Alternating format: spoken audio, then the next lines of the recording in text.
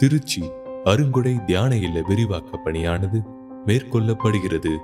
உங்களது மேலான ஜெப உதவிகளை கொடுத்து தாங்கும்படி அன்புடன் கேட்டுக்கொள்கிறோம். உதவி செய்ய விரும்புவோர் தொடர்புக்கு அருட்பணி ஆல்பர்ட், இயக்குனர், அருங்கொடை இல்லம், எண் 49K பாரதியார் சாலை, திருச்சி 1, செல் 978-853-6940.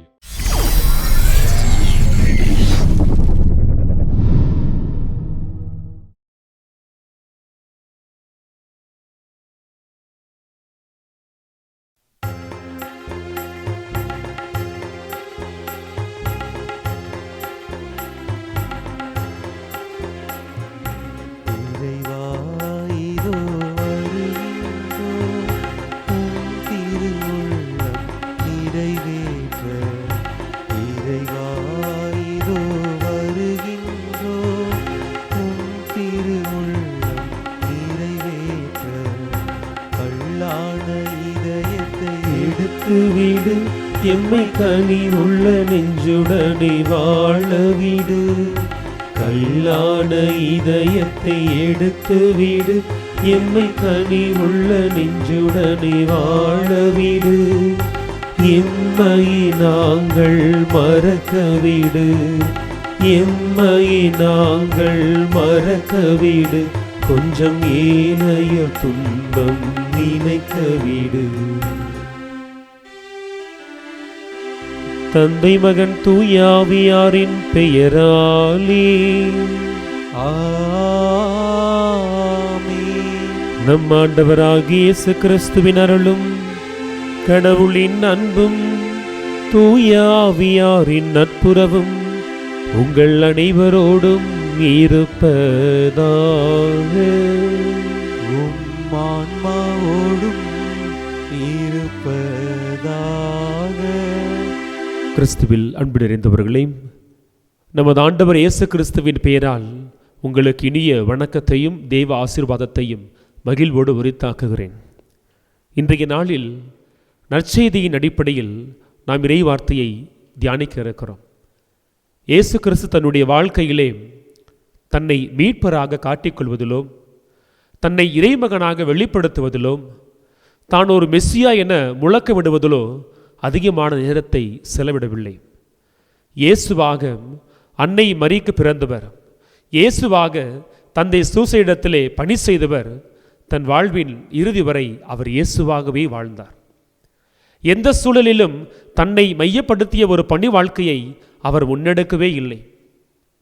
ஒரு எளிய மனிதன் தன் வாழ்க்கையை கடக்கின்ற பொழுது, ஒவ்வொரு கட்டங்களை அடைகின்ற பொழுதும் அவருடைய தோற்றத்திலும், அவருடைய உடையிலும், அவருடைய பேச்சிலும், அவருடைய பழக்க வழக்கத்திலும், அவருடைய உறவு மட்டங்களிலும் நம்மால் மிக எளிதாக மாற்றங்களை காண முடியும்.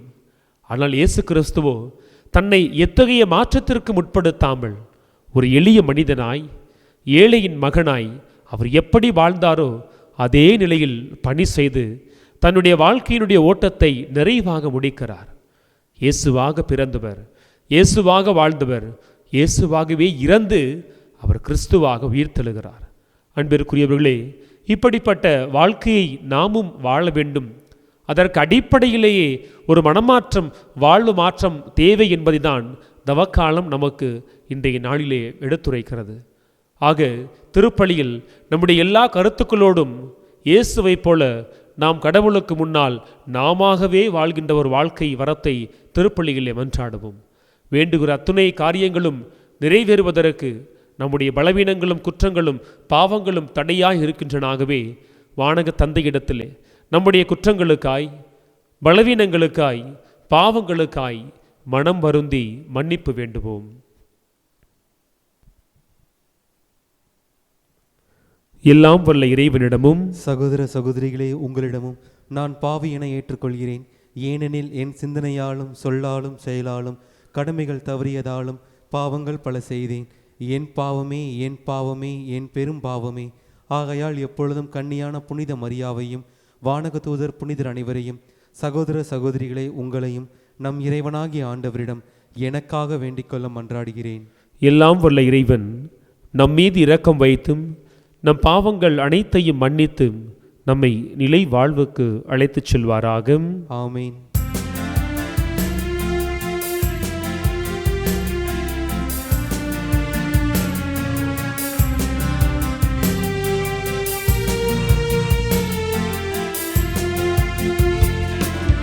ஆண்டவரே இரக்கமாயிரும். ஆண்டவரே இரக்கமாயிரும். கிறிஸ்துவே இரக்கமாயிரும். கிறிஸ்துவே இரக்கமாயிரும். ஆண்டவரே இரக்கமாயிரும். ஆண்டவரே இரக்கமாயிரும்.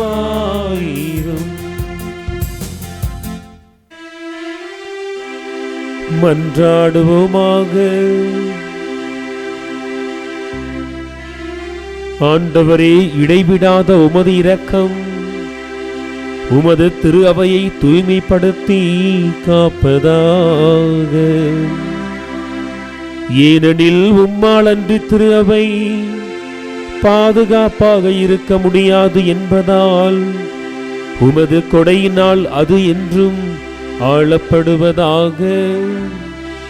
எங்கள் ஆண்டவர் ஆகிய இயேசு கிறிஸ்து வழியாக உம்மை மன்றாடுகின்றோம்.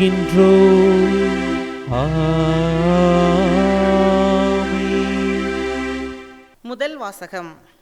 அரசர்கள் 2ஆம் நூலிலிருந்து வாசகம். அதிகாரம் 5, இறைவார்த்தைகள் 1 முதல் 15 வரை. அந்நாட்களில் சிரியா மன்னனின் படைத்தலைவனான நாமான் தம் தலைவனிடம் சிறப்பும் நன்மதிப்பும் பெற்றிருந்தார். ஏனெனில் அவர் மூலமாய் ஆண்டவர் சிரியாவுக்கு வெற்றி அளித்திருந்தார். அவர் வலிமை மிக்க வீரர், ஆனால் தொழுநோயாளி. சிரியா நாட்டினர் ஒருமுறை கொள்ளையடிக்க சென்ற பொழுது இஸ்ராயலைச் சேர்ந்த ஒரு சிறுமியை கடத்தி கொண்டு வந்திருந்தனர். அவள் நாமானின் மனைவிக்கு பணிவிடை புரிந்து வந்தாள். அவள் தன் தலைவியை நோக்கி, என் தலைவர் சமாரியாவில் இருக்கும் இறைவாக்கினர் முன்னிலையில் சென்றாரெனில் அவர் இவரது தொழுநோயை குணமாக்குவார் என்றாள். எனவே நாமான் தம் தலைவரிடம் சென்று, இஸ்ராயேல் நாட்டை சார்ந்த சிறுமி இன்னினவென்று கூறுகிறாள் என்று அவனுக்கு தெரிவித்தார். அப்பொழுது சிரியா மன்னர், சென்று வாரும், நான் இஸ்ராயேல் அரசனுக்கு மடல் தருகிறேன் என்றார். எனவே நாமான் ஏறத்தாழ 400 கிலோ வெள்ளியையும் 6000 பொற்காசுகளையும் 10 பட்டாடைகளையும் எடுத்துக்கொண்டு பயணமானார். அவர் இஸ்ரேல் அரசனிடம் அம்மடலை கொடுத்தார். அதில், இத்துடன் என் பணியாளன் நாமானை உம்மிடம் அனுப்புகிறேன், அவனது தொழுநோயை நீர் குணமாக்க வேண்டும் என்று எழுதப்பட்டிருந்தது. இஸ்ராயேல் அரசன் அம்மடலை படித்தவுடன் தன் ஆடைகளை கிழித்து கொண்டு, நான் என்ன கடவுளா? உயிரை கொடுக்கவும் உயிரை எடுக்கவும் என்னால் இயலுமா? சிரியா மன்னன் ஒருவனை என்னிடம் அனுப்பி அவனுக்குள்ள தொழுநோயை குணப்படுத்த சொல்கிறானே, என்னோடு போரிட அவன் வாய்ப்பு தேடுவதை பார்த்தீர்களா என்று கூறினான். கடவுளின் அடியவரான எலிசா, இஸ்ராயேல் அரசன் இவ்வாறு தன் ஆடைகளை கிழித்து கொண்ட செய்தியை கேள்வியுற்று அவனிடம் ஆள் அனுப்பி, நீர் ஏன் ஆடைகளை கிழித்து கொண்டீர்? அவன் என்னிடம் வரட்டும், இஸ்ராயேலில் ஒரு இறைவாக்கினர் உள்ளார் என அவன் அறியட்டும் என்று சொன்னார். அவ்வாறே நாமான் தம் குதிரைகளுடனும் தேருடனும் எலிசா வீட்டு முன்பு வாயில் முன் வந்து நின்றார். எலிசா, நீ போய் யோர்தானில் 7 முறை மூழ்கினால் உன் உடல் நலம் பெறும் என்று ஆள் அனுப்பி சொல்லச் சொன்னார். எனவே நாமான் சினமுற்று வெளியேறினார். அப்பொழுது அவர் என்னிடம் வந்து என் அருகில் நின்று தம் கடவுளாகிய ஆண்டவரின் பெயரை கூவி அழைத்து தொழுநோய் கண்ட இடத்தின் மேல் தம் கையை அசைத்து குணப்படுத்துவார் என்று நான் எண்ணியிருந்தேன். அபானா, பர்பார் என்ற தமஸ்கு நதிகள் இஸ்ராயலில் உள்ள ஆறுகள் அனைத்தையும் விட மேலானவை அல்லவா? அவற்றில் மூழ்கி நான் நலமடைய முடியாதா என்று கூறி ஆத்திரமாய் திரும்பிச் செல்லலானார். அப்பொழுது அவருடைய வேலைக்காரர்கள் அவரை அணுகி அவரிடம், எம் தந்தையே, இறைவாக்கினர் இதைவிட அரிதான ஒன்றை உமக்கு கூறியிருந்தார், நீ அதை செய்திருப்பீர் அல்லவா? மாறாக மூழ்கி எழும், நலமடைவீர் என்று அவர் கூறும்போது அதை நீர் செய்வதற்கென்ன என்றனர்.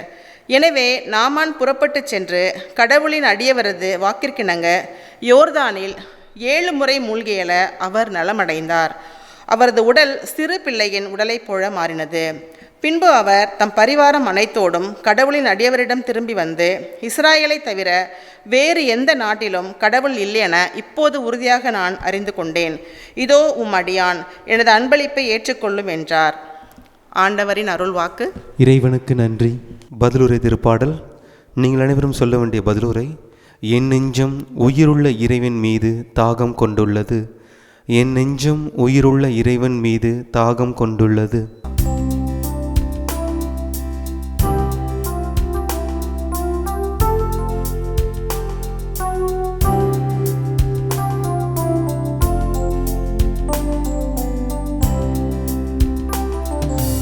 என் நெஞ்சம் உயிருள்ள இறைவன் மீது தாகம் கொண்டுள்ளது. என் நெஞ்சம் உயிருள்ள இறைவன் மீது தாகம் கொண்டுள்ளது. கலைமான்கள் நீரோடைக்காக ஏங்கி தவிப்பது போல கடவுளே என் நெஞ்சம் உமக்காக ஏங்கி தவிக்கின்றது. என் நெஞ்சம் கடவுள் மீது உயிருள்ள இறைவன் மீதும் தாகம் கொண்டுள்ளது. எப்போதும் நான் கடவுள் முன்னிலையில் வந்து நிற்க போகின்றேன். என் நெஞ்சம் உயிருள்ள இறைவன் மீது தாகம் கொண்டுள்ளது. ஒளியையும் உண்மையும் அனுப்பியருளும். அவை என்னை வழிநடத்தி உமது திருமலைக்கு உமது உறைவிடத்திற்கு கொண்டு போய் சேர்க்கும். உமது உறைவிடத்திற்கு என்னை கொண்டு போய் சேர்க்கும். என் நெஞ்சம் உயிருள்ள இறைவன் மீது தாகம் கொண்டுள்ளது. அப்போது நான் கடவுளின் பீடம் செல்வே. என் மன மகிழ்ச்சியாகிய இறைவனிடம் சொல்வேன். கடவுளே என் கடவுளே, யாழிசைத்து ஆர்ப்பரித்து உம்மை புகழ்ந்திடுவேன். என் நெஞ்சம் உயிருள்ள இறைவன் மீது தாகம் கொண்டுள்ளது. என் நெஞ்சம் உயிருள்ள இறைவன் மீது தாகம் கொண்டுள்ளது.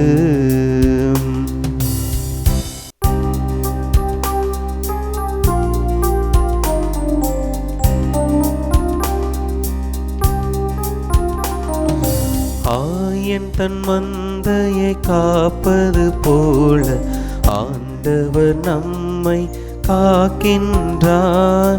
ஆயன் தன் மந்தையை காப்பது போல ஆண்டவர் நம்மை காக்கின்றார்.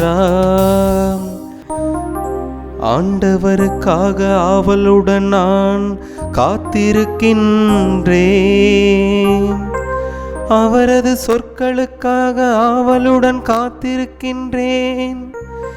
ஆண்டவரிடமே உள்ளது பேரன்பு, மிகுதியான மீட்பு அவரிடமே உண்டு. ஆயன் தன் மந்தையை காப்பது போல ஆண்டவர் நம்மை காக்கின்றார். ஆயன் தன் மந்தையை காப்பது போல ஆண்டவர் நம்மை காக்கின்றார். ஆண்டவர் உங்களோடு இருப்பாராக. உம் ஆன்மாவோடும் இருப்பாராக. லூக்கா எழுதிய தூய நற்செய்தியிலிருந்து வாசகம். ஆண்டவரே மாட்சி உமக்கே. அதிகாரம் 4. இறை வார்த்தைகள் 24 முதல் 30 முடியும். இயேசு நாசரேத்து வந்திருந்தபோது தொழுகை கூடத்தில் மக்களை நோக்கி கூறியது, நான் உறுதியாக உங்களுக்கு சொல்கிறேன், இறைவாக்கினர் எவரும் தம் சொந்த ஊரில் ஏற்றுக்கொள்ளப்படுவதில்லை. உண்மையாக நான் உங்களுக்கு சொல்கிறேன், எலியாவின் காலத்தில் 3½ ஆண்டுகளாக வானம் பொய்த்ததும் நாடெங்கும் பெரும் பஞ்சம் உண்டானதும் அக்காலத்தில் இஸ்ரேலரிடையே கைம்பெண்கள் பலர் இருந்தனர். ஆயினும் அவர்களுள் எவரிடமும் எலியா அனுப்பப்படவில்லை. சீதோனைச் சேர்ந்த சாரிபாத்தில் வாழ்ந்த ஒரு கைம்பெண்ணிடமே அனுப்பப்பட்டார். மேலும் இறைவாக்கினர் எலிசாவின் காலத்தில் இஸ்ரேலரிடையே தொழுநோயாளர்கள் பலர் இருந்தனர். ஆயினும் அவர்களுள் எவருக்கும் நோய் நீங்கவில்லை. சிரியாவைச் சார்ந்த நாமானுக்கே நோய் நீங்கியது. தொழுகை கூடத்தில் இருந்த யாவரும் இவற்றை கேட்டபோதும் சீற்றங்கொண்டனர். அவர்கள் எழுந்து அவரை ஊருக்கு வெளியே துரத்தி அவ்வூரில் அமைந்திருந்த மலை உச்சியிலிருந்து கீழே தள்ளிவிட இழுத்துச் சென்றனர். அவர் அவர்கள் நடுவே நடந்து சென்று அங்கிருந்து போய்விட்டார். ஆண்டவரின் அருள்வாக்கு. கிறிஸ்துவே உமக்கு புகழ். இறையேசுவில் அன்பிற்குரியவர்களே, திருப்பலியினுடைய இறைவார்த்தை பகிர்வுக்கு உங்களை மகிழ்வோடு வரவேற்று மீண்டுமாக இறைமகன் இயேசு கிறிஸ்துவினுடைய ஆசிரை உங்களுக்கு வழங்குவதில் உள்ளபடியே மகிழ்ச்சி அடைகிறேன். இன்றைய நாளில் இயேசு கிறிஸ்து இப்படியாக சொல்லுகிறார், இறைவாக்கினர் எவரும் தம்முடைய சொந்த ஊரில் ஏற்றுக்கொள்ளப்படுவதில்லை. இதை வேறு யாரும் சொல்லியிருந்தால் நாம் இவ்வளவாக அதனை ஆய்வுக்குட்படுத்த மாட்டோம். ஆனால் இயேசுவே தன் திருவாய் மலர்ந்து சொல்லுகிறார், இறைவாக்கினர் தம் சொந்த ஊரில் ஏற்றுக்கொள்ளப்படுவதில்லை. அன்பிற்குரியவர்களே, தன்னை குறித்தும் கூட இயேசு இங்கே அழுத்தமாக சொல்லுகிறார். தன் சொந்த ஊருக்கு சென்றிருக்கிற அவர் தன் சொந்த மக்களிடையே இப்படியாக சொல்லுகிறார், என்னை அவர்கள் ஏற்றுக்கொள்வதில்லை, நீங்கள் என்னை ஏற்றுக்கொள்வதில்லை என சொல்லி எப்படி நாம் இதை புரிந்து கொள்வது? இயேசு தன்னுடைய சொந்த ஊருக்கு வருவதற்கு முன்னால் அவர் கப்பர்நாகமிற்கு செல்கிறார். அங்கே பலவிதமான அற்புதங்களை செய்துவிட்டு தன் சொந்த ஊருக்கு வருகிறார். லூக்கா நற்செய்தியாளர் இதனை பதிவிடவில்லை. இருந்தாலும் யோவான் நற்செய்தியாளர் மிக தெளிவாக பதிவிடுகிறார். அவர் கானாவூருக்கு சென்று அங்கு அற்புதத்தை செய்கிறார். அங்கிருந்து கப்பர்நாகம் செல்கிறார். அங்கிருந்து தன் சொந்த ஊருக்கு வருகிறார். இப்படிப்பட்ட அற்புதங்களை செய்த இயேசு கிறிஸ்துவை ஏற்றுக்கொள்வதில் அவர்களுக்கு ஏன் தயக்கம் வருகிறது? இதை நாம் மிக ஆழமாக யோசிக்க வேண்டும். எண்ணி பார்ப்போம். இயேசு கிறிஸ்துவை போல இன்னொரு மனிதன் இந்த சமகாலத்தில் நம் மத்தியில் வாழ்ந்தால் நாம் அவரை ஏற்றுக்கொள்ளாமல் இருப்போமா? இல்லை, கண்டிப்பாக நாம் அத்தகைய மனிதர்களை ஏற்றுக்கொள்வோம். ஒரு யூடியூப்பில் ஒரு வலையொலியில் ஒரு பாடலை மிக சிறப்பாக போட்டால் போதும், நல்ல பாடி திருப்பலி வச்சா போதும், மறைவுரை சிறப்பாக வைத்தார்னா போதும், நல்லபடியாக கலைகளை அந்த பங்கு தளத்திலே இருக்கிற இடத்திலே வளர்த்தாலே போதும், அவருக்கென சொல்லி ஒரு தனி கூட்டம் இயல்பாக உருவாகும். மக்களோடு பேசுகிறார், உரையாடுகிறார், உறவாடுகிறார், இல்லங்களை சந்திக்கிறார், அன்பியங்களுக்கு தவறாக போறான்னு சொன்னால் அவரை சூழ்ந்து ஒரு எப்பொழுதும் மக்கள் கூட்டம் இருக்கும். ஆக நாம் பிரபலமாகின்ற பொழுது இயல்பாகவே மக்கள் நம்மை அன்பு செய்ய ஏற்றுக்கொள்ள அவர்கள் துவங்குகிறார்கள். ஆனால் இயேசு ஏன் அந்த வார்த்தையை சொல்ல வேண்டும்?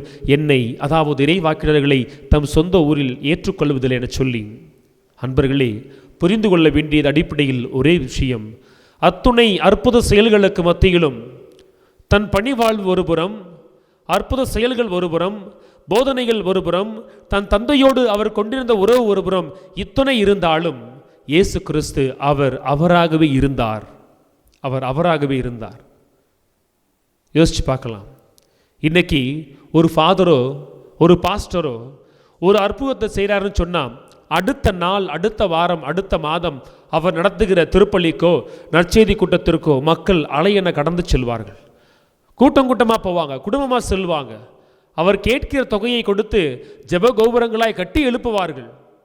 ஒரு சாதாரண மனிதனுக்கு இப்படி கூட்டம் கூடுகிறதை சொன்னால், கானாவூரிலே தண்ணீரை திராட்சரசமாக மாற்றியவர், கப்பர்நாகுமில் அதிசயங்கள் செய்தவர், ஏன் இயேசு கிறிஸ்துவை ஏற்றுக்கொள்வதில் அவர்களுக்கு தயக்கம்?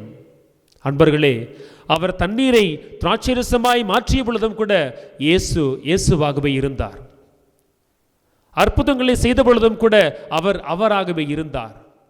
எந்த சூழலிலும் தன் பேச்சையோ தன் தோற்றத்தையோ தன் வாழ்க்கையையோ அவர் உயர்த்தி கொள்வதிலோ உயர்த்தி காட்டுவதிலோ அதிகமாய் அவர் அக்கறை செலுத்தவில்லை. அதிகமாய் தன் நேரத்தை தன் உழைப்பை அவர் செலவிடவில்லை.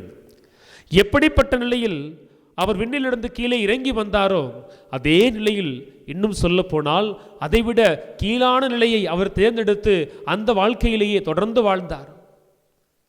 அவரையெல்லாம் ஆசிரியர், குரு, ரபி என சொன்ன பொழுது இயேசுவாகவே இருக்க ஆசைப்பட்டார். என்னை ரபி என்றோம், என்னை ஆசிரியர் என்றோம், என்னை தந்தை என்று அழைக்க வேண்டாம் என அவர் சொல்லுகிறார். அவர் பெற்றிருந்த சீடர்களை பாருங்கள். படித்தவர்களாம், பணக்காரர்களா, பதவியில் இருந்தவர்களா, சமூக அந்தஸ்தை கொண்டிருந்தவர்களா? இல்லை, சாதாரண மீனவர்கள், படிப்பறிவற்றவர்கள், வரி தண்டியவர்கள், பாவிகள் என சமுதாயம் யாரையெல்லாம் அடையாளப்படுத்தியதோ அவர்களை தன் நட்பு வட்டத்திற்குள் அவர் அழைத்து கொண்டிருந்தார். ஆகவே இயேசுவினுடைய சொந்த ஊரில் இயேசுவினுடைய அடையாளத்தை குறித்த ஒரு கேள்வியும் ஒரு ஐயமும் இயல்பாகவே எழுகின்றது. உண்மையில் இவர் இறைவாக்கினர் தானாம்? உண்மையில் இயேசு கிறிஸ்து இறைமகன் தானாம்?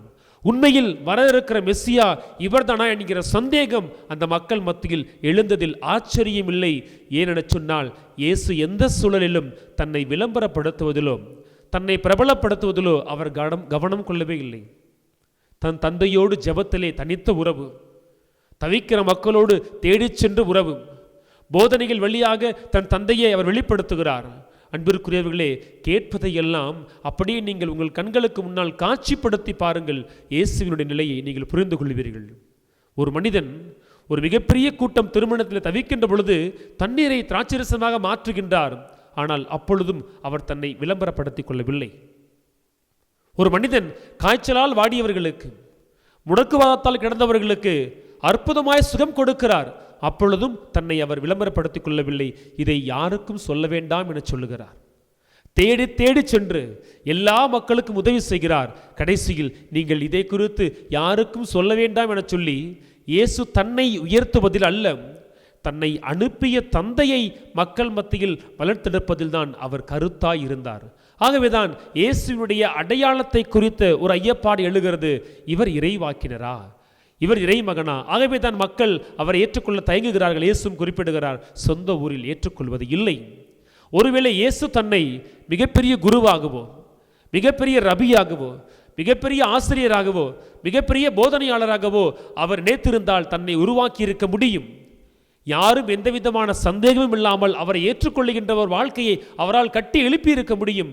அதை செய்வதில் அவர் அதிகமாக ஆர்வத்தை, நேரத்தை செலவிடவில்லை. அன்பிற்குரியவர்களே, மனித வாழ்க்கையை நாம் இங்கு பார்க்க வேண்டும். ஒருபுறம் துறவியர், ஒருபுறம் இல்லறத்தார், இருவரையும் ஒப்பிட்டு பாருங்களே. இயல்பாகவே ஒரு மனிதன் வளர்கின்ற பொழுது அவனுடைய பேச்சிலும் செயலிலும் வாழ்க்கை முறையிலும் ஒரு ஏற்றத்தை காண்கிறோம்.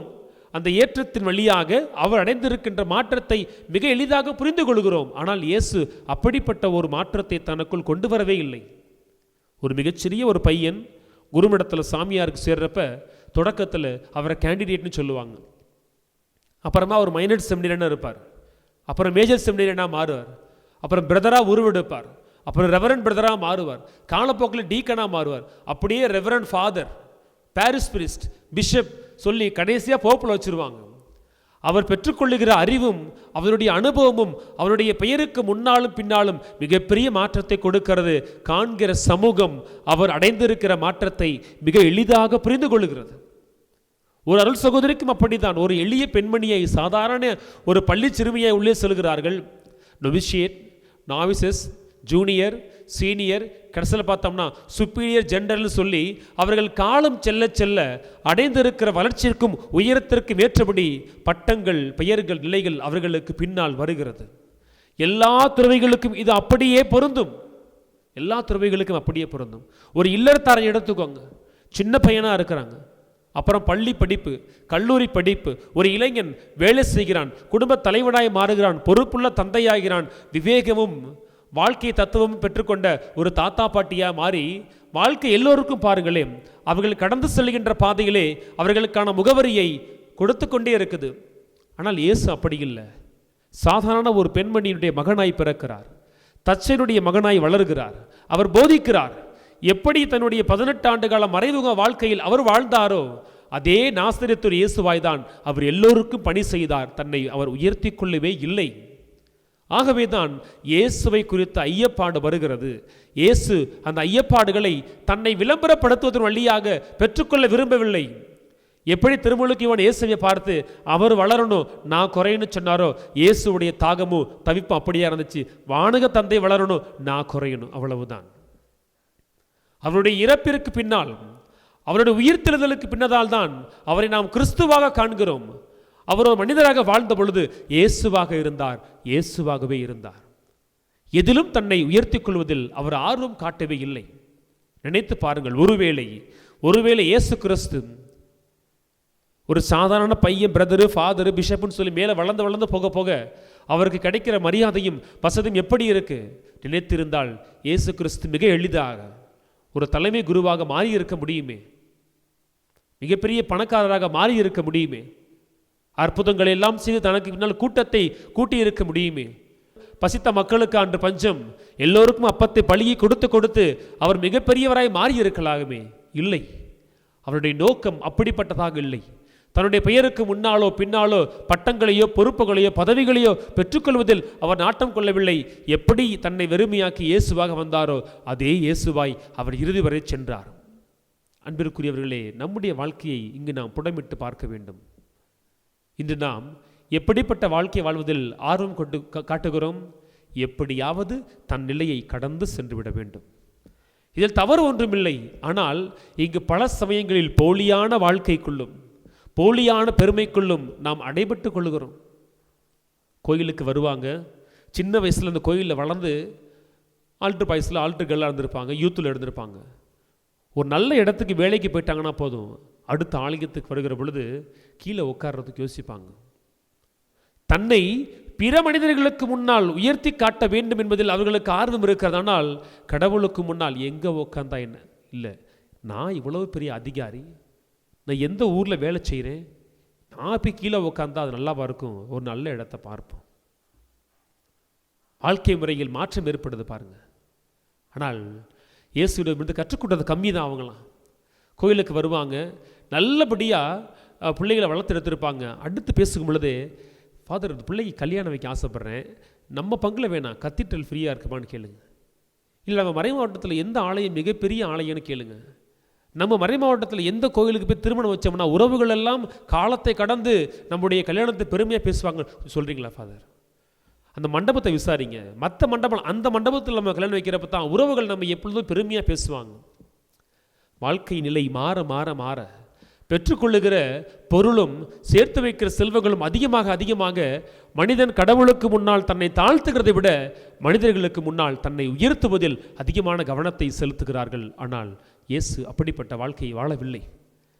நற்செய்தியில் அவர் சொல்லுகிறபடியாக அவர் இயேசுவாகவே இருந்தார். ஏன் தன்னை அவர்கள் ஏற்றுக்கொள்ளவில்லை என்பதில் இயேசு கவலைப்படலை.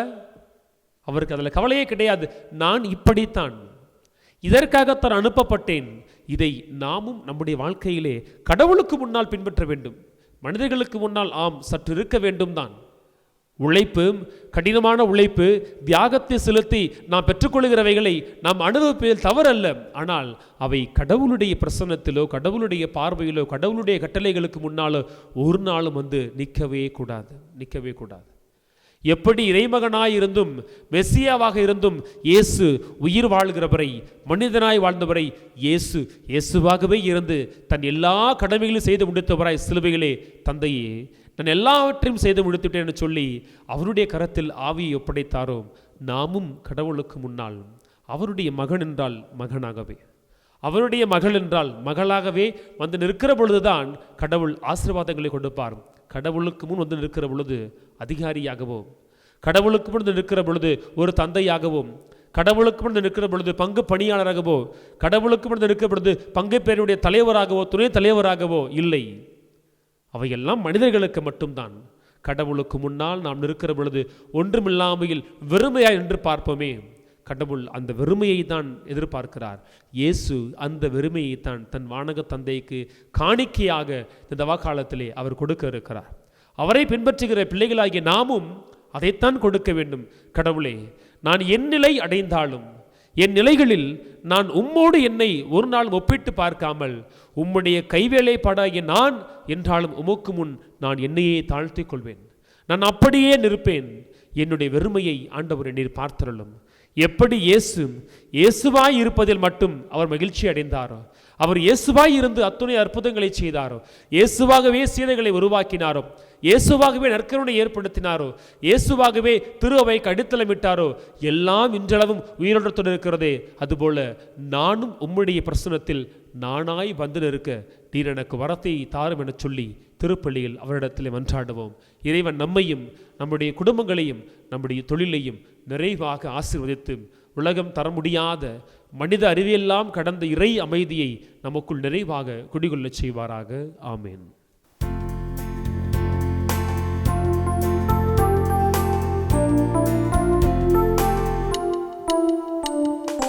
தெய்வீக பழியில் உறவாடும் தெய்வமே, உன்னோடு பழியாக நானும் இணைகின்றேன். காணிக்கை ஏற்றிடுவார், காணிக்கை ஏற்றிடுவார். தெய்வீக பழியில் உறவாடும் தெய்வமே,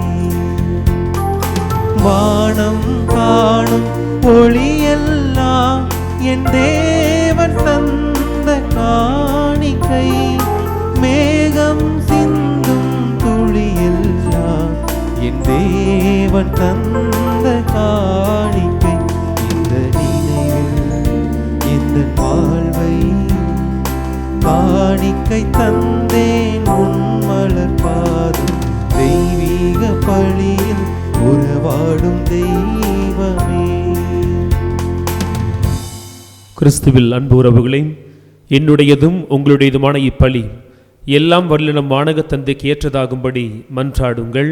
ஆண்டவர் தமது பெயரின் புகழ்ச்சிக்காகவும் மாட்சிக்காகவும் நமது நன்மைக்காகவும் புனித திரு அவை அனைத்தின் நலனுக்காகவும் உமது கையிலிருந்து இப்பலியை ஏற்றுக்கொள்வாராக.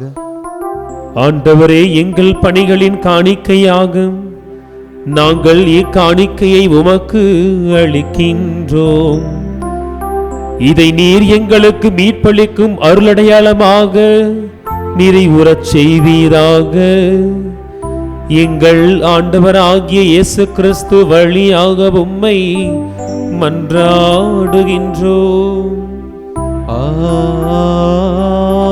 ஆமென். ஆண்டவர் உங்களோடு இருப்பாராக. உம் ஆன்மாவோடும் இருப்பாராக. இதயங்களை மேலே எழுப்புங்கள், ஆண்டவரிடம் எழுப்பியுள்ளோ நம் இறைவனாகிய ஆண்டவருக்கு நன்றி பாடுவோம். அது தகுதியும் நீதியும் ஆனதே. ஆண்டவரே, தூயவரான தந்தையே, என்றுமுள்ள எல்லாம் வல்ல இறைவா, எங்கள் ஆண்டவராகிய கிறிஸ்து வழியாக இந்நாளும் எவ்விடத்திலும் நாங்கள் உமக்கு நன்றி செலுத்துவதும் மெய்யாகவே தகுதியும் நீதியுமாகும், எங்கள் கடமையும் மீட்புக்குரிய செயலுமாகும். ஏனெனில் உமது பேரருளால் உம் நம்பிக்கையாளர் மன தூய்மை பெற்று ஆண்டுதோறும் பாஸ்கா விழாவின் மறைபொருள்களை மகிழ்ச்சியுடன் எதிர்பார்த்திருக்க செய்கின்றேன். அதனால் பக்தியுள்ள வேண்டல்களிலும் அன்பு செயல்களிலும் அவர்கள் மேன்மேலும் ஈடுபட்டு தங்களுக்கு புத்துயிர் அளிக்கும் மறை நிகழ்வுகளில் பங்கு கொண்டு பிள்ளைகளுக்கு உரிய அருளை நிறைவாக பெறச் செய்கின்றேன். ஆகவே வானதூதர் முதன்மை வானதூதரோடும் அரியணையில் அமர்வோர் தலைமை தாங்குவோரோடும் வான் படைகளின் அணிகள் அனைத்தோடும் சேர்ந்து நாங்கள் உமது மாட்சியை புகழ்ந்து பாடி ஒரே குடும்பமாய் மகிழ்வதாவது: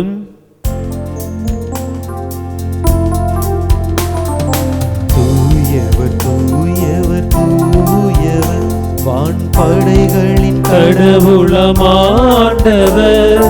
விண்ணகமும் மன்னகமும் உமது மாட்சியால் நிறைந்துள்ளன. உன்னதங்களிலே ஓசன்னா, உன்னதங்களிலே ஓசன்னா. ஆண்டவர் பெயரால் வருகிறவர் ஆசி பெற்றவர். உன்னதங்களிலே ஓசன்னா, உன்னதங்களிலே ஓசன்னா. ஓசன்னா ஓசன்னா ஓசன்னா ஓசன்னா. ஆண்டவரே, நீர் மெய்யாகவே தூயவர், தூய்மை அனைத்திற்கும் ஊற்றும்.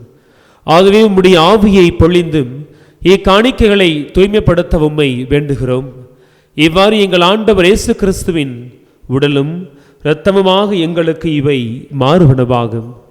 அவர் பாடுபட உளம் கனிந்து தம்மை கையளித்த போதும் அப்பத்தை எடுத்து நன்றி செலுத்தி அதை பிட்டு தம் சீடர்களுக்கு அளித்து கூறியதாவதும்: அனைவரும் இதிலிருந்து பெற்று உண்ணுங்கள், ஏனெனில் இது உங்களுக்காக கையளிக்கப்படும் என் உடல்.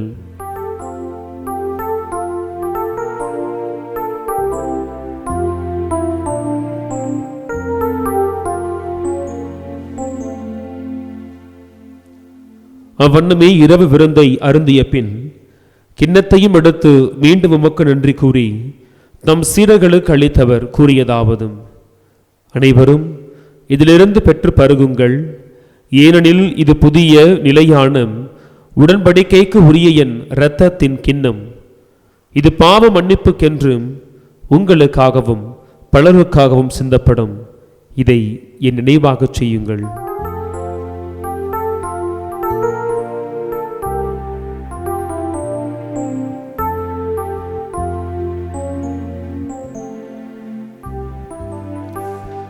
நம்பிக்கையின் மறைபொருள்: கிறிஸ்து மரித்தார், கிறிஸ்து உயிர்த்தார், கிறிஸ்து மீண்டும் வருவார். கிறிஸ்து மரித்தார், கிறிஸ்து உயிர்த்தார், கிறிஸ்து மீண்டும் வருவார். ஆகவே ஆண்டவரே, நாங்கள் கிறிஸ்துவின் இறப்பினையும் உயிர்ப்பினையும் நினைவு கூர்ந்தும் வாழ்வு தரும் அப்பத்தையும் மீட்பளிக்கும் கிண்ணத்தையும் உமக்கு ஒப்புக் கொடுக்கிறோம்.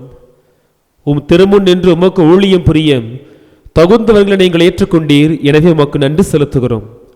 கிறிஸ்துவின் உடலிலும் இரத்தத்திலும் பங்கு கொள்ளும் எங்களை தூய ஆவியார் ஒன்று சேர்க்க வேண்டுமென உம்மை தாழ்மையுடன் மன்றாடுகிறோம். அகிலம் எங்கும் பரவியிருக்கிற உம்முடைய திரு அவைக்காக ஜெபிக்கிறோம். திருத்தந்தை பிரான்சிஸ், எங்கள் ஆயர் ஆரோக்கியராஜ், எல்லா திருநிலை மக்கள் ஆகிய அனைவரோடும் நீர்தாமே உம்முடைய திரு அவையை அன்பில் நிறைவடைய செய்தருளும். உயிர் தெழுவோம் எனும் நம்பிக்கையில் துயில் கொள்ளும் எங்கள் அத்துணை உறவுகளையும், இந்த தெய்வீக பள்ளியில் நாங்கள் நினைவு கூர்ந்து மன்றாடுகின்ற ஆன்மாக்களையும், மறக்கப்பட்ட ஆன்மாக்களையும், மாசில்லாத குழந்தைகளையும் நீர்தாமே உமது திருமுக ஒளியினுள் ஏற்றருளும். எங்கள் அனைவர் மீதும் இரக்கமாயிரும். கடவுளின் கன்னித்தாயான புனித மரியா, அவருடைய கணவரான புனித யோசேப்பு, புனித திருத்துதர்கள், இன்னுமாய் இந்த உலகில் உமக்கு உகந்தவர்களாய் வாழ்ந்த அத்துணை புனிதரோடும் நாங்களும் நிலை வாழ்விலே பங்கு பெற்றும் திருமகனும் எங்கள் மீட்பரும் ஆகிய இயேசு கிறிஸ்து வழியாக உம்மை புகழ்ந்திடும் வரமருளுமாறு இறைஞ்சி மன்றாடுகிறோம்.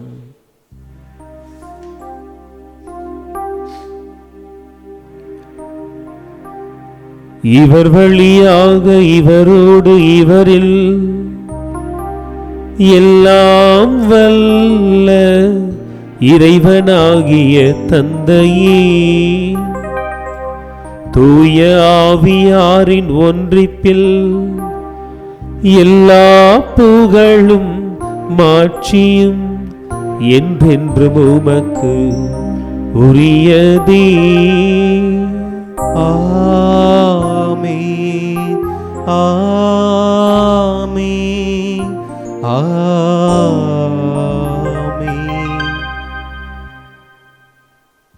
மீட்பரின் கட்டளையால் கற்பிக்கப்பட்டும் இறை படிப்பினையால் பயிற்சி பெற்ற நாம் துணிந்து சொல்லுவோம். விண்ணுலகில் இருக்கிற எங்கள் எங்கள் தந்தையே, தந்தையே, உமது பெயர் தூயது என போற்ற பெறுக. உமது ஆட்சி வருக. உமது திருவுளம் விண்ணுலகில் நிறைவேறுவது போல மண்ணுலகிலும் நிறைவேறுக. எங்கள் அன்றாட உணவை இன்று எங்களுக்கு தாரும். எங்களுக்கு எதிராக குற்றம் செய்வோரை நாங்கள் மன்னிப்பது போல எங்கள் குற்றங்களை மன்னியும். எங்களை சோதனைக்குட்படுத்தாதையும் தீமையிலிருந்து விடுவித்தருளும். ஆண்டவரே, தீமை அனைத்திலுமிருந்து எங்களை விடுவித்தும் எங்கள் வாழ்நாளில் அமைதியை கனிவுடன் அருள உம்மை மன்றாடுகிறோம். உமது இரக்கத்தின் உதவியால் நாங்கள் பாவத்திலிருந்து எப்போதும் விடுதலை பெற்று யாதொரு கலக்கமுமின்றி நலமாய் இருப்போமாக. நாங்கள் எதிர்நோக்கி இருக்கும் பேரின்பத்துக்காகவும் எங்கள் மீட்பராகிய இயேசு கிறிஸ்துவின் வருகைக்காகவும் அவளோடு காத்திருக்கின்றோம். ஏனெனில் ஆட்சியும் வல்லமையும் மாட்சியும் என்றென்றும் உமதே. ஆண்டவரே இயேசு கிறிஸ்துவே, அமைதியை உங்களுக்கு விட்டுச் சொல்கின்றேன், என் அமைதியை உங்களுக்கு அளிக்கின்றேன் என்று உம் திருத்துதர்களுக்கு மொழிந்தீரே. எங்கள் பாவங்களை பாராமல் உமது திருஅவையின் நம்பிக்கையை மட்டுமே கண்ணோக்கி உமது திருவுளத்திற்கு ஏற்ப அதற்கு அமைதியையும் ஒற்றுமையும் வழங்கியருள்வீராக. என்றென்றும் வாழ்ந்து ஆட்சி செய்கின்றவர் நீரே. ஆமென். நம் ஆண்டவர் இயேசு கிறிஸ்துவின் அமைதி உங்களோடு என்றும் இருப்பதாக. உம் ஆன்மாவோடும் இருப்பதாக. ஒருவருக்கொருவர் கிறிஸ்துவின் அமைதியை பகிர்ந்து மகிழ்வோம். உலகின் பாவங்களை போக்கும் இறைவனின் செம்மறியே, எங்கள் மேல் இரக்கமாயிரும். உலகின் பாவங்களை போக்கும் இறைவனின் செம்மறியே, எங்கள் மேல் இரக்கமாயிரும். உலகின் பாவங்களை போக்கும் இறைவனின் செம்மறியே, எங்களுக்கு அமைதியை அளித்தருளும்.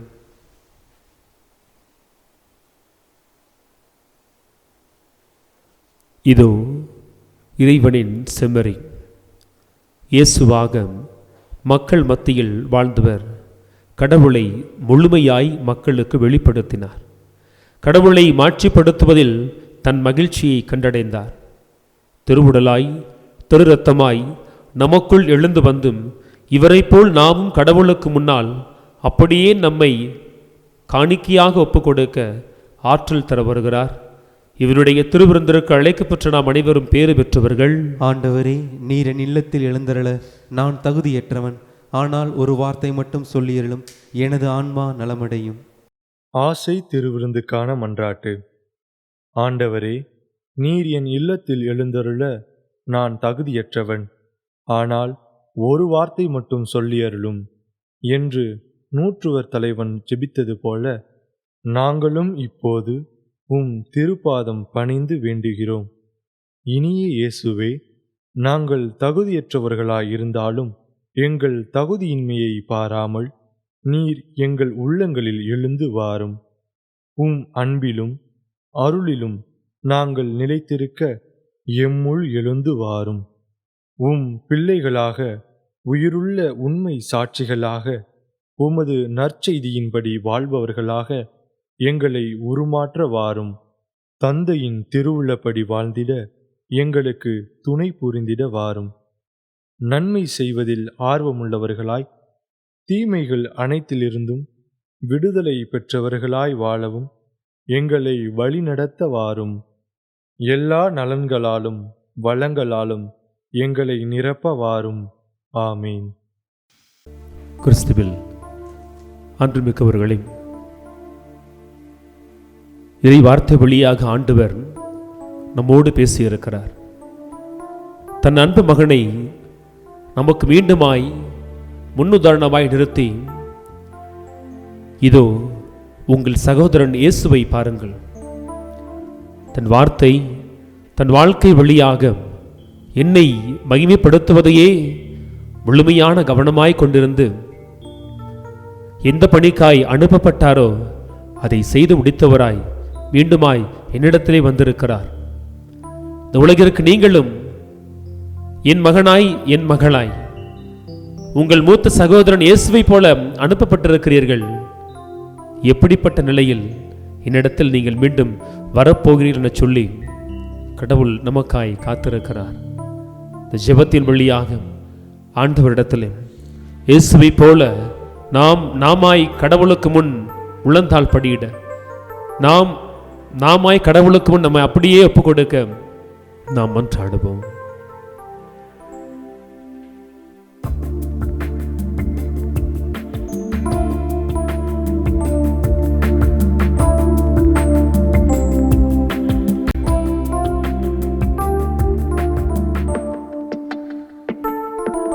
என் கூடவே இரும் ஓ இயேசுவே, நீ இல்லாமல் நான் வாழ முடியாது. என் பக்கத்திலே இரும் ஓ இயேசுவே, நீர் இல்லாமல் நான் வாழ முடியாது. என் கூடவே இரும் ஓ இயேசுவே, நீர் இல்லாமல் நான் வாழ முடியாது. என் பக்கத்திலே இரும் ஓ இயேசுவே, நீர் இல்லாமல் நான் வாழ முடியாது. அன்பின் ஆண்டவரே, நன்றி செலுத்துகிறோம்ப்பா. இந்த பாடல் வரிகளை போல எங்களுக்குள் இயேசு எந்நாளும் இருக்கட்டும் ஆண்டவரே. உடலாய் இரத்தமாய் எழுந்து வந்திருக்கிறாரே அந்த இயேசு எங்களுக்குள் முழுமையாய் தங்கட்டும் அப்பா. எப்படிப்பட்ட ஒரு வாழ்க்கையை அவர் எங்களுக்கு முன் ஒரு சகோதரனாய் வாழ்ந்து சென்றிருக்கிறார். தன்னை முழுமையாய் மறைத்திருக்கிறார். யோவான் நற்செய்தியிலே இதோ நீங்கள் அறியாத மனிதர் உங்கள் நடுவே இருக்கிறார் என சொல்லி யோவான் சொன்னபடியாக தன்னை முழுமையாய் மறைத்திருக்கிறாரே. எப்படிப்பட்ட ஒரு பணிவாண்டவர் அவர் எங்கிருந்து வந்தவர்? எங்களுக்கெல்லாம் எங்களுடைய தாய் தந்தை யார் என சொல்லி கற்றுக்கொள்கிறோம். பிறப்பதற்கு முன்னால் நாங்கள் எங்கிருந்தோம், இறப்பிற்கு பிறகு நாங்கள் எங்கு பயணப்படுகிறோம் என்பதை அறியாமல் ஆண்டவரே தத்தளித்துக் கொண்டிருக்கிறோம். நீர் வெளிப்படுத்தி ஆண்டவரே புரிந்து கொள்ள முடியாதபடிக்காக நாங்கள் வேதனைப்படுகிறோம், குழம்பிட இருக்கிறோம். ஆனால் எங்கள் மூத்த சகோதரர் இயேசு கிறிஸ்துவோ அவர் உம்மிடத்தில் இருந்தவர். அவர் ஆதியில் இருந்தே வார்த்தையாய் உம்மோடு ஐக்கியப்பட்டிருந்தவர். ஆனால் உம்முடைய பிள்ளைகளுக்காய், தன் இளைய சகோதரர்களுக்காய் சகோதரிகளுக்காய் அவர் இறங்கி வந்தவர். 33 ஆண்டுகால வாழ்க்கைகளே, 3 ஆண்டுகால பணி வாழ்க்கைகளே தன்னை எங்கேயுமே பெருமைப்படுத்திக் கொள்ளாமல், தன்னை வெளிப்படுத்திக் கொள்ளாமல், தன் அற்புதங்கள் செய்த அத்துணை நேரங்களில் கூட அவர் மறைவாய் இருந்து இதை யாருக்கும் சொல்ல வேண்டாம் என சொல்லி ஆண்டவரே தன்னை முன்னிலைப்படுத்துவதற்காக நான் இங்கு இறங்கி வரவில்லை, என்னை உயர்த்திக் கொள்வதற்காக இங்கு வரவில்லை. திருமுழுக்கு யோவான் சொன்னபடியாக நான் என்னை உயர்த்துவதற்கு வரவில்லை, மாறாக அவருடைய கூற்றை நானும் சொல்லுகிறேன், கடவுள் வளர வேண்டும், நான் குறைய வேண்டும் என சொல்லி தன் வாழ்வு முழுமைக்கும் அவர் உண்மை மட்டுமே உலகத்திற்கு வெளிப்படுத்தினாரே. யோவான் நற்செய்தியிலே இதோ நான் வாயிலாக இருக்கிறேன் என்று சொன்னாரே. நாங்கள் எல்லாம் அவருக்குள் நுழைந்து உம்மை வந்தடைய வேண்டும் என்பதே அவருடைய நோக்கம். நான் வழியாக இருக்கிறேன் என சொன்னாரே. தன்னை இலக்காக வெளிப்படுத்தாமல் வழியாக மாற்றிக்கொண்டு நீங்கள் என் வழியாக பயணப்படுகின்ற பொழுது தந்தையை அடைய முடியும் என சொன்னாரே. நான் உங்களை எல்லாம் மேய்க்கிற ஆயன் என சொன்னாரே. ஆயன் தன்னுடைய மந்துகளையெல்லாம் பசுமையான வளைவான இடத்திற்கு அழைத்துச் செல்வது போல உம்மை நோக்கி எங்களை அழைத்து வருகிற ஆயனாகவே வெளிப்படுத்தினாரே. ஆண்டவரே, தன்னை ஒளியாக வெளிப்படுத்தினாரே அவர். நீங்கள் இருளில் நடவாதமாறு ஒளியின் மக்களாய் இருக்க வேண்டும் என சொல்லி இருளிலே பாதை மாறி பயணப்படாதவாறு நீங்கள் கடவுளை நோக்கி பயணப்பட வேண்டும் என சொல்லி எங்களுக்காய் தன்னை உருக்கி கொண்டவராய் எங்களுக்கு வழிகாட்டிய கலங்கரை தீபமாய் இயேசு கிறிஸ்து இருந்தாரே. தன்னை முன்னிலைப்படுத்தாத ஒரு வாழ்வு எங்களுக்கு அவர் கற்றுக் கொடுத்திருக்கிறார். நன்றி செலுத்துகிறோம் ஆண்டவரே. இது இறைவாக்கினர்களை இந்த மக்கள் ஏற்றுக்கொள்வதே இல்லை. நானும் அவர்களைப் போல் இருக்கிறேன், என்னை இவர்கள் ஏற்றுக்கொள்வதில்லை. ஏன்? ஏனெனில் நான் என்னை வெளிப்படுத்தவே இல்லையே. ஒருவேளை இந்த மக்கள் என்னை ஏற்றுக்கொள்ளவில்லை என சொல்லி நான் வேதனைக்கு உட்படலாம், ஆனால் அது என்னுடைய இலக்கு அல்ல. என்னுடைய பசு எது, என்னுடைய தாகம் எது, என்னுடைய தவிப்பு எது? இவர்கள் கடவுளை ஏற்றுக்கொள்ள வேண்டும், கடவுளை நோக்கி வர வேண்டும் என சொல்லி தன்னை ஒளியாக, உலகத்திற்கு உப்பாக, தன்னை வாயிலாக, தன்னை வழியாக இயேசு வெளிப்படுத்தினாரே. நன்றி செலுத்துகிறோம் ஆண்டவரே. நாங்கள் பாதை மாறி போகாதபடி நாங்கள் இருளில் நடவாதபடி நாங்கள் உலகிற்கு உப்பாக ஒளியாக இருக்க வேண்டும் என சொல்லி அவர் எங்களுக்கு முன் வாழ்ந்து சென்றிருக்கிறாரே, அப்படிப்பட்ட மேலான சகோதரனுக்காய் நன்றி செலுத்துகிறோம் ஆண்டவரே, நன்றி செலுத்துகிறோம். தொடக்க நூலிலே தன் சகோதரன் யோசேப்பின் மீது ஏனைய சகோதரர்கள் பொறாமை கொள்கிறார்கள். அவர்களால் யோசேப்பை அன்பு செய்ய முடியவில்லை என சொல்லி நாங்கள் வாசிக்கிறோம். ஆனால் இங்கு பாருங்கள், எங்கள் சகோதரன் இயேசு கிறிஸ்து எங்களை அன்பு செய்கிறார். அவர் இறங்கி வந்திருக்கிறார். ஒரு சகோதரனை மற்றெல்லா சகோதரனும் சேர்ந்து காயப்படுத்தினார்கள். ஆனால் மற்றெல்லா சகோதரனுக்காய் ஒரு சகோதரன் சிலுவை சுமப்பதற்காக இறங்கி வந்திருக்கிறாரே, நன்றி செலுத்துகிறோம் ஆண்டவரே. எங்களுக்கு இயேசுவை நீர் மீட்பராக வெளிப்படுத்தி இருக்கிறேன், நன்றி செலுத்துகிறோம் ஆண்டவரே. தன் வாழ்வு முழுமைக்கும் ஒன்றுமே பேசாமல் தன் தந்தை வளர்ப்பு தந்தை யோசேப்பு இருந்தது போல இவரும் தன்னை குறித்து எங்குமே வெளிப்படுத்தாமல் உம்மை மட்டுமே தன் சிந்தனை, சொல், செயலால், வார்த்தையால், போதனையால் வெளிப்படுத்தி இருக்கிறாரே, நன்றி ஆண்டவரே. நீர் இயேசு வழியாக உம்மை எங்களுக்கு வெளிப்படுத்தியதற்காகவும் நன்றி, இயேசுவை எங்களுக்கு கொடுத்ததற்காகவும் நன்றி ஆண்டவரே, நன்றி.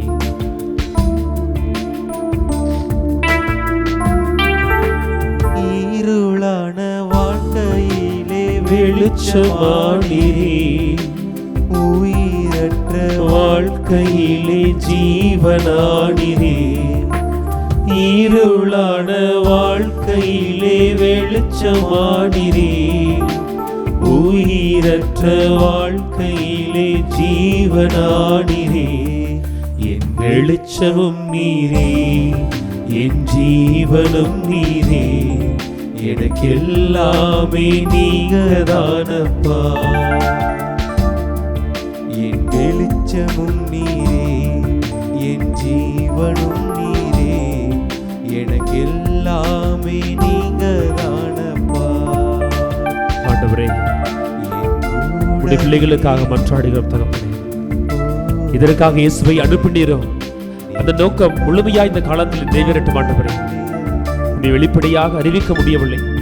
இயேசுவினுடைய நாமத்தையோ உம்முடைய நாமத்தையோ சொல்லி ஆண்டவரை துதிப்பதற்கு, ஒன்று கூடுவதற்கு மிகப்பெரிய அச்சுறுத்தல்கள் எழுந்திருக்கின்ற காலத்தில் ஆண்டவரே, தேவரே, நீங்கள் வலுவற்றிருக்கிற பொழுது நான் உங்களுக்கு ஆற்றலாய் இறங்கி வருவேன் என சொன்னீரே. நாங்கள் பயந்திருக்கிற பொழுது ஆண்டவரே, நீர் எங்களுக்கு தைரியமாய் இந்த காலங்களிலே இறங்கி வரும். உம்முடைய திருத்துதர்கள் பூட்டப்பட்ட அறைக்குள் உம்மை திதித்த பொழுது ஆண்டவரே, நீர் அவர்களுக்கு ஆவியானவரை அடித்து திடப்படுத்தியது போல எங்கள் தேசத்தினுடைய சூழலில் ஆண்டவரே, நாங்களும் பூட்டப்பட்ட சூழலிலே எங்களுடைய கரங்கள் எல்லாம் கட்டப்பட்ட நிலையில் ஆண்டவர், விலங்கிடப்பட்ட நிலையில் உம்முடைய வார்த்தையை, உம்முடைய வாழ்க்கையை முன்னெடுத்துக் கொண்டிருக்கிறோம் ஆண்டவரே. உம்முடைய ஆவியானவர் எங்களுக்கு மத்தியில் இறங்கி வரட்டும் ஆண்டவரே. உம்முடைய ஆவியானவர் இறங்கி வரட்டும். பேதுரு சொன்னபடியாக பொன்னும் வெள்ளியும் என்னிடத்தில் இல்லை, இயேசு மட்டும் இருக்கிறார் என சொல்லி அந்த இயேசுவை அவர் தாங்கி சென்றாரே.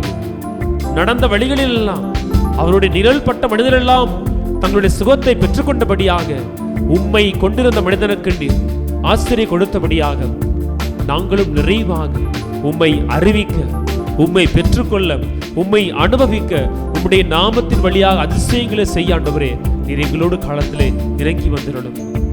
அன்பின் ஆண்டவரே, சுமை சுமந்து சோர்ந்திருக்கிற நிறைய மனிதர்களை நீர் பார்த்து கொண்டிருக்கிற தகப்பனே, கணவனுக்காய், மனைவிக்காய், தன் பிள்ளைகளுக்காய், தன் உறவுகளுக்காய் எத்தனையோ வேதனையோடு இந்த உலகத்தில் வாழ்ந்திருக்கிற மக்களை எல்லாம் ஆண்டவரே நீ அறிகிறேன். அவருடைய இயக்கங்களை எல்லாம் தகப்பனே முழுமையாய் நீர் தெரிந்து வைத்திருக்கிற தகப்பனே, இந்த காலங்களில் அவர்கள் வேண்டி விரும்பி கேட்கிற காரியங்கள் எல்லாம் நிறைவேறட்டும் ஆண்டவரே, நிறைவேறட்டும். குறிப்பாக நன்றி செலுத்துகிறோம் ஆண்டவரே. இந்த உலகத்தை 2 ஆண்டுகளுக்கு மேலாக வாட்டி வைத்த மிகப்பெரிய பெருந்தொற்றிலிருந்து விடுதலை கொடுத்து விட்டு நன்றி செலுத்துகிறோம் ஆண்டவரே. இருந்தாலும் எங்கள் மத்தியிலிருந்து இன்னும் பல நூற்றாண்டுகளாய் விலகாமல் இருக்கிற வறுமை, விலகாமல் இருக்கிற வேதனை, ஆண்டு கணக்கில் எங்களை பின்தொடர்கிற கடனும் வட்டியுமாய் கண்ணீரோடு உம்முடைய ஆலயத்தை நோக்கி வந்த ஆண்டவரே, உம்மை ஏறெடுத்து பார்ப்பதற்கு கூட நேரம் இல்லாமல் வாடி வதங்கி இருக்கிற பிள்ளைகளை எல்லாம் தகப்பனே நீர் மேலிடந்து பார்த்து கொண்டே இருக்கிறீர் ஆண்டவரே. ஆண்டவரே, நீர் தாமே எல்லா கஷ்டங்களுக்கும் ஆண்டவரே ஒரு முடிவை கொடுத்து, இது உங்களுடைய கண்ணீரெல்லாம் அக்களிப்பாய் மாறும் என சொன்னீரே. கண்ணீரோடு விதைக்கிற நீங்கள் அக்களிப்போடு அறுவடை செய்வீர்கள் என சொன்னீரே. இந்த காலங்களும் இந்த நாட்களும் ஆண்டவரே, எங்கள் கண்ணீருக்கும், எங்கள் வேதனைக்கும், எங்கள் கடனுக்கும், எங்கள் நோய்க்கும், எங்கள் காயங்களுக்கும் ஆண்டவரே ஒரு முற்றுப்புள்ளியை வைத்து மகிழ்ச்சி நிறைவாக கொடுத்த ஆண்டவரே, நாங்கள் கொண்டாடுவதற்காக இதோ முன்னோக்கி செல்கிற அந்த பாஸ்காவை முழுமையான உள்ள மகிழ்ச்சியோடு கொண்டாடி ஆண்டவரே, நீர் வெளிப்படுத்திய நீங்கள் இறப்பை கடந்து நிலை வாழ்வியர்களுக்கு செல்வீர் என்கின்ற மிகப்பெரிய பொருளை ஆண்டவரே பாஸ்காவிலே நாங்கள் கொண்டாடுவதற்கு இந்த நாட்கள் எல்லாம் எங்களுக்கு ஆசீர்வாத நாட்களாக அமைந்திருக்கும்படியாக உம்மை நோக்கி நாங்கள் ஜெபிக்கிறோம். பிள்ளைகளுக்குரிய பாசத்தோடு உரிமையோடு இடத்தில் நாங்கள் எழுப்பிய அத்துணை மன்றாட்டுகளையும் தேவரே நீர் தாமே என்னிடத்து படித்து பார்த்து நீரும் எங்களுக்காய் உம்முடைய களஞ்சியத்தில் வைத்திருக்கின்ற ஆசீர்வாதங்களை நிறைவாக பொழிந்தாண்டவரே, யாதொரு குறைவின்றி நாங்கள் நிறைவின் மக்களாய் வாழ்ந்து உயிருள்ள சாட்சிகளாய் இருக்கும்படியாக நீர்தாமே எங்களுக்குள் நிறைவாய் இறங்கி செயல்படுமாறு எங்கள் மீட்பரும் இரட்சகரும் எங்கள் மூத்த சகோதரனுமான இயேசு கிறிஸ்துவின் ஈடு என்ற நாமத்தில் ஜெபிக்கிறோம். ஜெபம் கேளும் நல்ல பிதாவே, ஆமென். ஆண்டவர் உங்களோடு இருப்பாராக. உம் ஆன்மாவோடும் இருப்பாராக. எல்லாம் வல்ல இறைவன் தந்தை, மகன், தூய ஆவியார் உங்கள் அனைவரையும் நிறைவாக ஆசீர்வதிப்பாராக.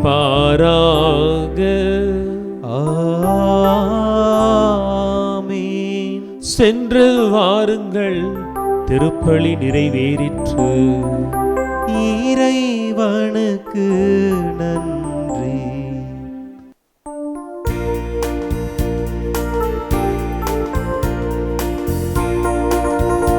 உம்மை தேடி வந்தேன் சுமை தீரும் அம்மா, உலகாளும் தாயே அருள் தாரும் அம்மா, உலகாளும் தாயே அருள் தாரும் அம்மா.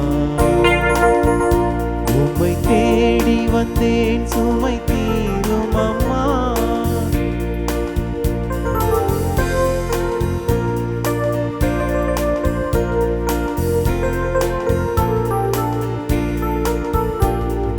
மூடமான மகனை நடமாட வைத்தார், கடல் மீது தவித்த கப்பலை காத்தார்.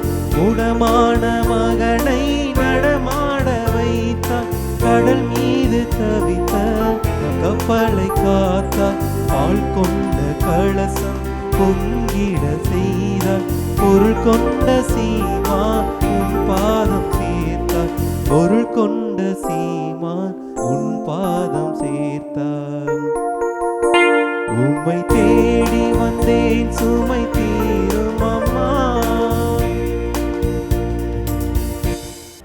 நிலையான புகழுக்குரிய தூய இறை நன்மைக்கு எல்லா காலமும் ஆராதனையும் புகழும் போற்றியும் ஆட்சியும் உண்டாவ கடவது.